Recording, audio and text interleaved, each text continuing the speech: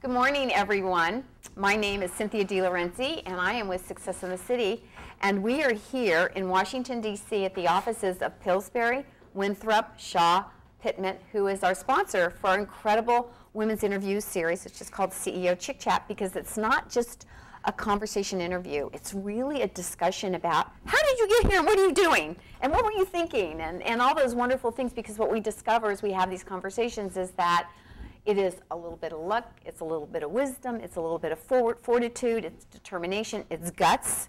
So all of those things that help really drive where we're seeing women coming today. So tune in, grab a seat, grab your coffee, sit in front of your computer, and watch our interview today. I think you're going to really enjoy it. So I am here live today with Terri Freeman, who is the Executive Director of Community Foundation. And I've been a fan and watching you for a long time. Not stalking, just watching, so just so you know. But one of the things I'm really interested in, and the reason I really wanted to talk to you is that a lot of my friends, and we have a lot of women inside our organization, Success in the City, and here in Washington, D.C., who are extraordinarily accomplished. They've achieved a great deal of success. And with that has also come financial success. And I've had a couple of friends who said, you know, we've had the discussion, how will you know when you're successful? And a couple of my friends said, I'll know I have success when I can call myself a philanthropist. I thought that was really interesting. But then you go to the next discussion, what is philanthropy? I mean, what is that? Well, philanthropy simply is contributions of dollars, of time, of resource. And it's interesting that you say they believe they will achieve success when they can become a philanthropist, because oftentimes people think they're not a philanthropist until they can give hundreds of thousands or more away, when in fact, any contribution is philanthropy. So each one of us actually are philanthropists if we've ever made a contribution. And sometimes the word can be intimidating. The word philanthropy can be, first of all, a lot of people can't even say it, but it can be intimidating because people's minds automatically go to Rockefellers and Fords and significant wealth when they think philanthropy, as opposed to being thoughtful about their own giving. I really love the way you phrase that anybody at any time can be a philanthropist. And I think we all behave, especially women, I think we start that. We start philanthropy with the first bake sale we do. Right. You know, it's the time supporting your Girl Scout troop. It's any of those moments. So don't let philanthropy shock you or intimidate you, the word. Right. And I also think of a philanthropist that means, oh, now I've got to go to the ballet. And when I think about the ballet or opera, I see then the next image that comes to mind is a fight with my husband about putting on a tuxedo, which never goes over. And I'm like, I don't know if I'll ever be a philanthropist, or at least have my husband involved, because for him that would be like, you're asking way too much. Well, you know, Cynthia, I think it's interesting. That at one time was the image of philanthropy, but I think it's totally different now. If you think of I can't think of his first name, but Zuckerman, who's the Facebook, how old is he, like 20? I keep asking my kids, why are they behind in earning money for themselves? But, okay, so this is a young 20-something who has just established a foundation that is dedicated, I believe, to supporting New Jersey's public schools. He's probably not really interested in going to too many black tie events. And so my point is, while he does have millions to give away, philanthropy just looks very different. It's not, yes, there are still the galas and there are still the events, and frankly, we are still in metropolitan Washington, D.C., so a lot of stuff takes place at galas and events.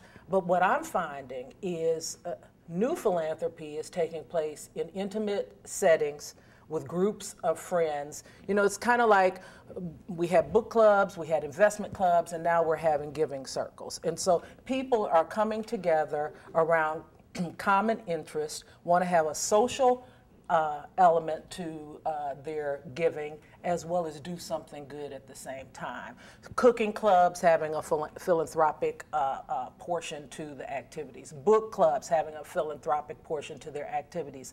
So I really don't want people to get hung up on what they think the image of philanthropy is, because, like I said, if you've ever made a contribution beyond a political contribution, then you have already become a part of what is modern day philanthropy. And I happen to be a believer in the fact that while yes, we need those large contributions for a lot of the nonprofits to be sustained, it really is the $25, the $50, the $100, the $250 contributions that provide a significant amount of revenue for many, many nonprofits. That's why, unfortunately, direct mail campaigns and those calls that you get at dinner time are so popular, because they really do generate revenue, and people feel good when they're able to give.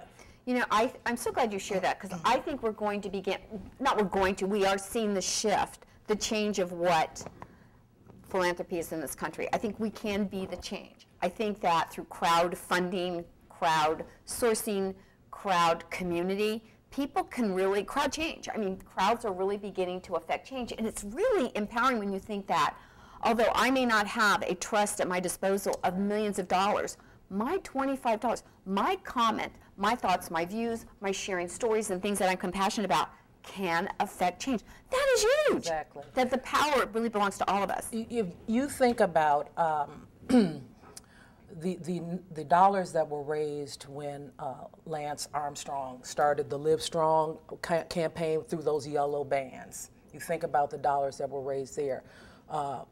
More recently here in our own region, along with the United Way of the National Capital Area and Razoo, we sponsored something called Give to the Max Day on November 9th in 2011.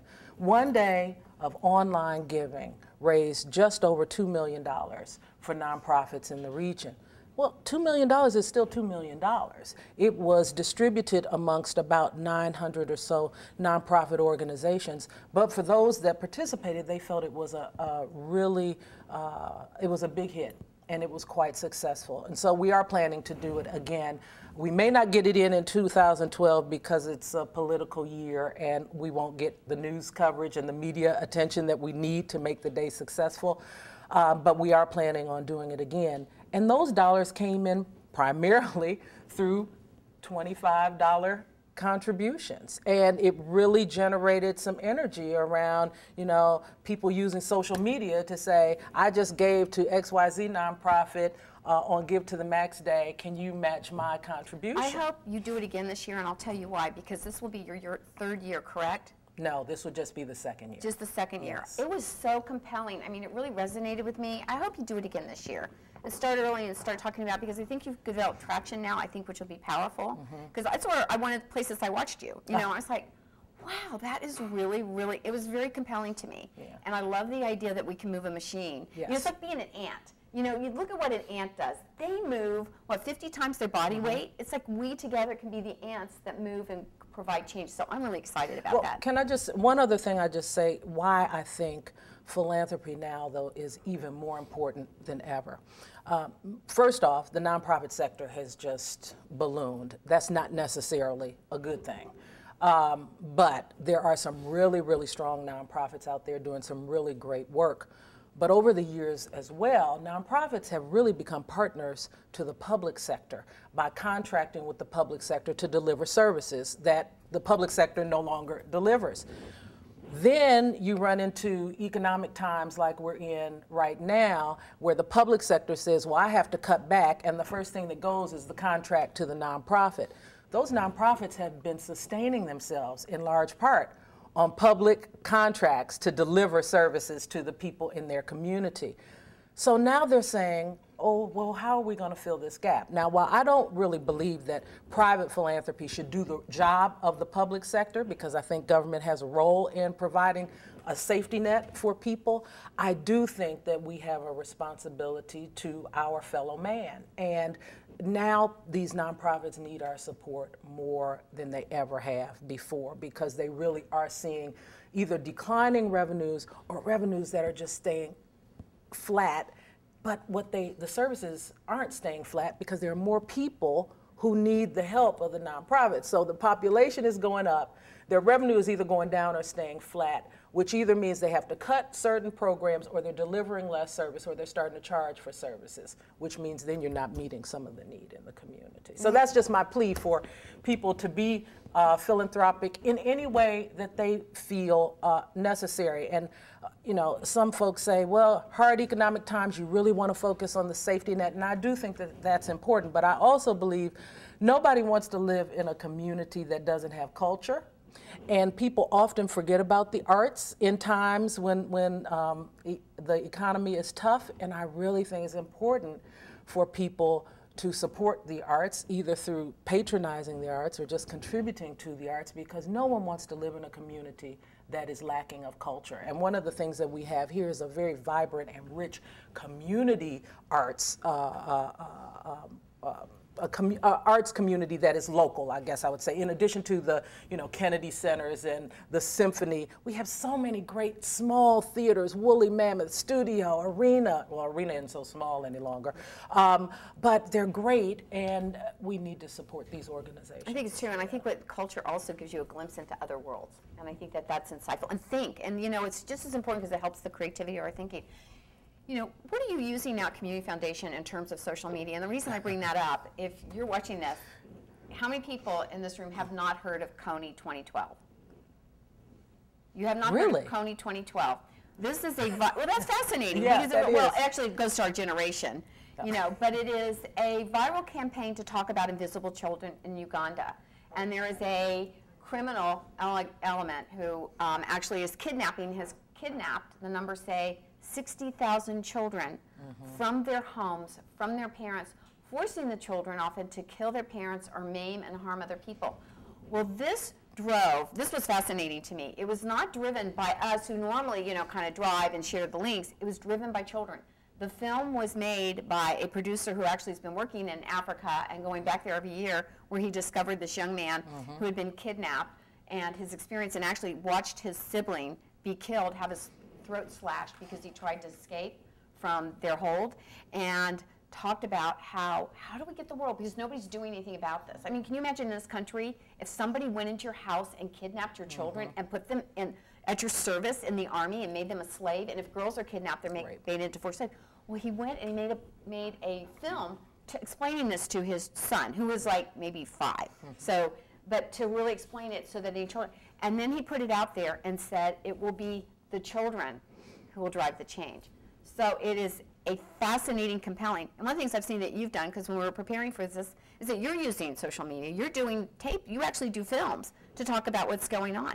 How did that happen? How did you feel about that when somebody said, hey, we need to do a tape? It happened because I have hired some 20-somethings who know how to use it and say, you have to do this, and I follow what they tell me to do. I don't profess to say that I am a social media maven by any stretch of the imagination, but we have been posting videos to YouTube that talk about the work of the Community Foundation, what's going on, because we know that there's an element out there that's the only way they're going to find out about what the Community Foundation is doing. We use Twitter. I don't tweet as frequently as they would like me to, but I try when I'm out and about and there are good things going on to what's it called, a twit pic, and you know. Twit pic means you're posting a picture instantly to Exactly, and so we do that. And then we do have Facebook, a Facebook account for the Community Foundation as well. I think it's one of those things, the more you use it, the more followers you'll have and the better you get at it. But we do know that there's a group of folks out there that if we don't have that element to the work that we're doing, we're going to miss them totally.